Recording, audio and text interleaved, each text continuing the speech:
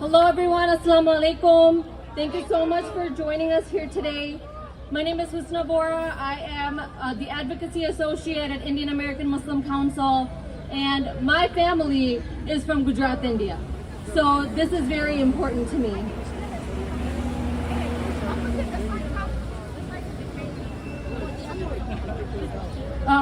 So like I said, my family is from Gujarat, India, where 21 years ago, Narendra Modi used his power as the state's chief minister to allow the mass slaughter of nearly 2,000 Muslim women, children, and men at the hands of Hindu extremist mobs.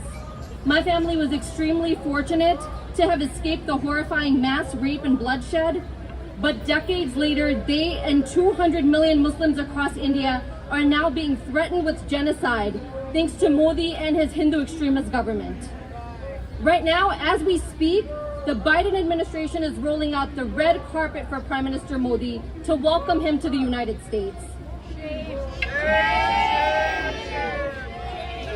But a warm welcome is the last thing Modi deserves when he is directly responsible for raging mob violence, hate speech, and discriminations against Muslims and other religious minorities. Because of Modi's influence, elected officials are able to tell Hindu militants to shoot the traitors of the nation. And Hindu extremist mobs are allowed to shout this slogan in the streets as they lynch Muslims with impunity. Because of Modi's control over the media, hate speech has become so normalized that the Editors Guild of India compared mainstream Indian news channels to Radio Rwanda, which played a key role in inciting the Rwandan genocide. And because of Modi's open support for Hindu supremacism, there are now open calls for genocide against Muslims in India.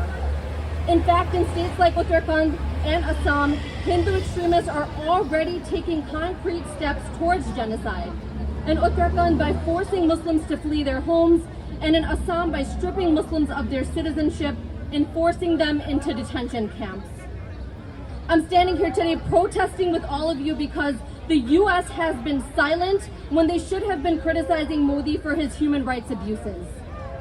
Members of the Biden administration in recent months have even praised Modi, calling him unbelievable, which is unbelievable in itself. They've also called him a visionary and the most popular world leader for a reason. And now he's about to be granted the high honor of a state dinner with President Biden and an address before a joint session in Congress. This is absolutely unacceptable. It is unacceptable that the Biden administration gives Modi this platform to act like a democratic leader, because in doing so, Biden is complicit in whitewashing the blood on Modi's hands. Even worse, he's actively celebrating a man that has stayed silent while his supporters, garlanded rapists and murderers, press like and share on videos of Muslim men being lynched, and called for minorities to be eradicated from India. To quote Congresswoman Ilhan Omar, how are we promoting a free and open region by supporting Modi? Why has the Biden administration been so reluctant to criticize Modi's government on human rights? How much does the Modi administration have to criminalize the act of being Muslim in India for us to say something? What will it take for us to outwardly criticize the action that the Modi administration is taking against its Muslim minorities? Shame on him! Modi is not a democratic leader or a visionary, but a man who sits back and watches as people are lynched, harassed, and sexually assaulted so he can have his Hindu Rashtra. We are here to say, not on our watch. Not on our watch. Say it, not on our watch. Not on our watch. I want to take a moment to address President Biden directly. President Biden, we the people are calling on you to remember how strongly you stood up to Donald Trump and his American fascism when you were running for president. Remember how you declared that your administration would center human rights and democratic values? Remember your promises and stick by them by holding Modi accountable for all of his crimes, both past and present.